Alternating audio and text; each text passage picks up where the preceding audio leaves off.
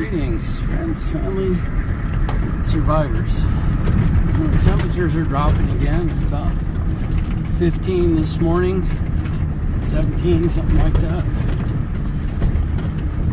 Meeting some guys down at the church so we can go cut some wood for some elderly folks. I'd have to go back up the mountain, which is never fun. Back up to where I live, I should say. And get a friend. His truck broke down. He had a big pool of coolant underneath his truck, so I come back and pick him up. At least he can go cut with us. I try to stay. This is the shortest way in to where we live, and I try to never use this road.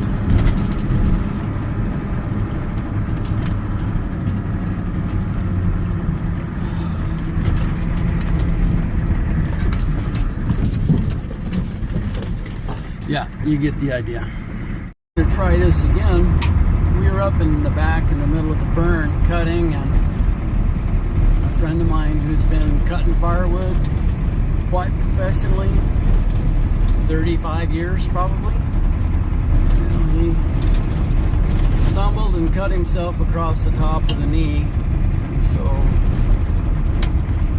I had some steri strips in the truck and some gauze, and we got the bleeding stopped.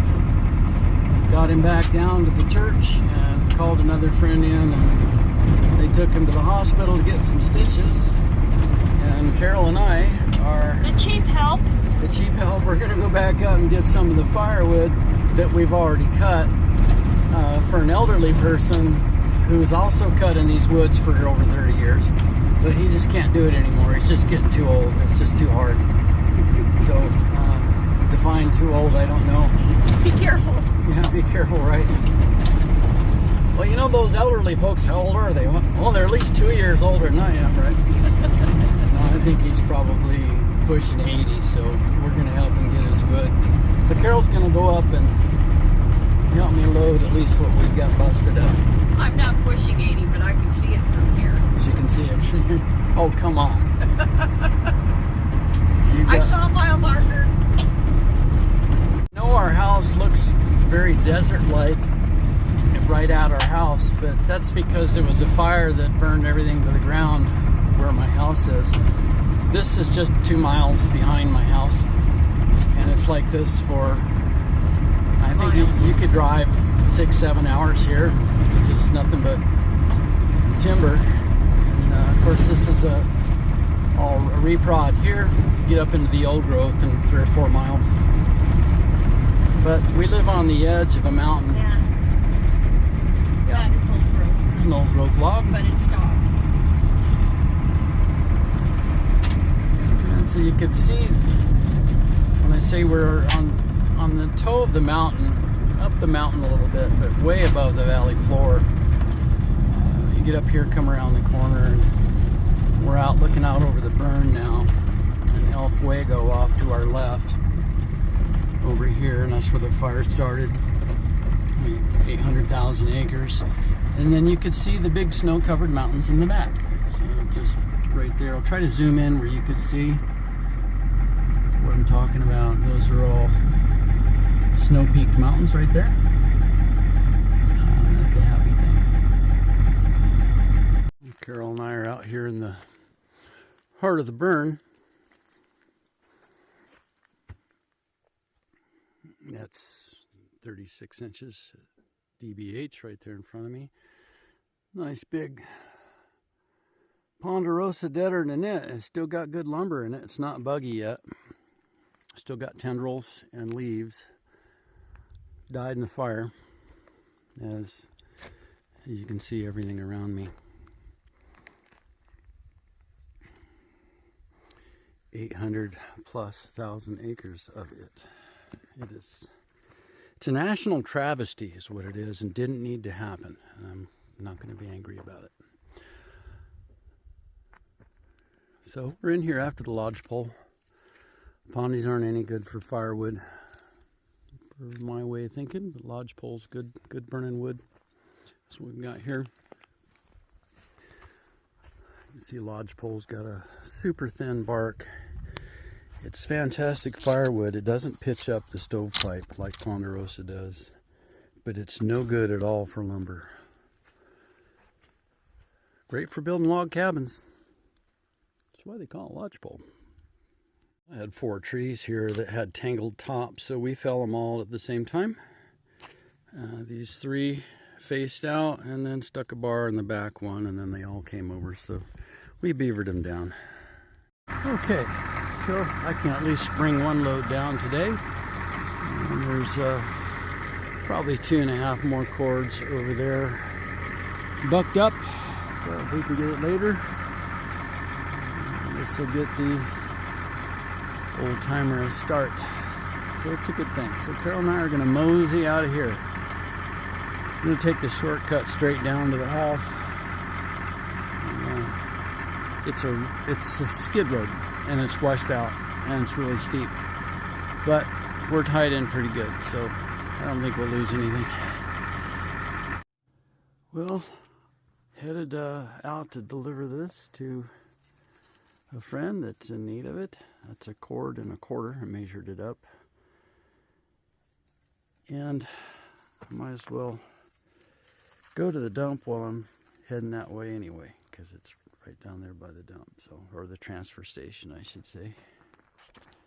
Mr. Gibbs is amazing. If I have 1 cookie in my hand, he meets me at the gate. If he sees 2 cookies, he runs and he gets in his doghouse in his kennel. He's been that way since he's about 10 months.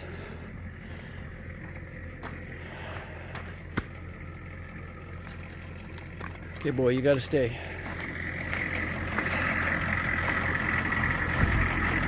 Well, as you can see, I got the wood unloaded, and hopefully I'm done for the year. I'd really like to be, even though the wood is 6 miles that way, because National Forest is right there, and where we were cutting it's 6 miles up and back.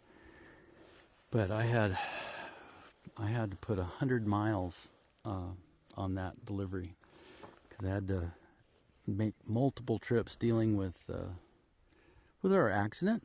A friend of mine has been cutting professionally for many years, and man, he was really knocking him down and ringing him up, and he just stepped wrong and caught his pant leg or something on a stub and bumped his knee, and it happens. And he had a set of chaps at home, but he didn't bring them. And it's always good if you're in the woods to wear your chaps. I was wearing chap front jeans and they help, but really I should wear chaps too, because it's a long ways to the hospital, right? At any rate, that took several trips, so rather than a 14-mile round trip to bring down a cord and a quarter, it was right at 98 miles. Not very economical, but we got the firewood for the guy, so that's a good thing. So the only other thing I need to do before the snow hits is change a seal on one of the fuel tanks on one of the sleds. Get that in the shop and do that, and then I think I'm ready for winter. I grabbed the tractor from a neighbor and I've been digging wide trenches in here, and Carol's been filling them full of weeds and manure and recreating soil as we go.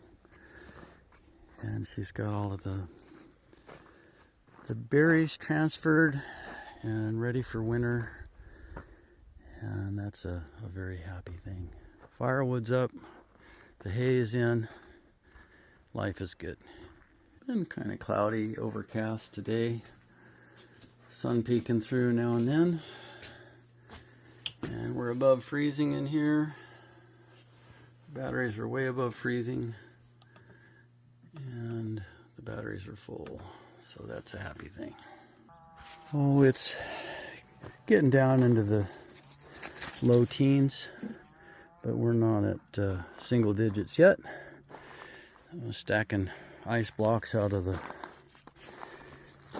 dog's water. By the end of December, I'll have an igloo right there. It's kind of hard for the dog to drink it when it's stiff like that. Hope everybody's doing well, And may the Lord bless you and be your peace as you follow Jesus Christ.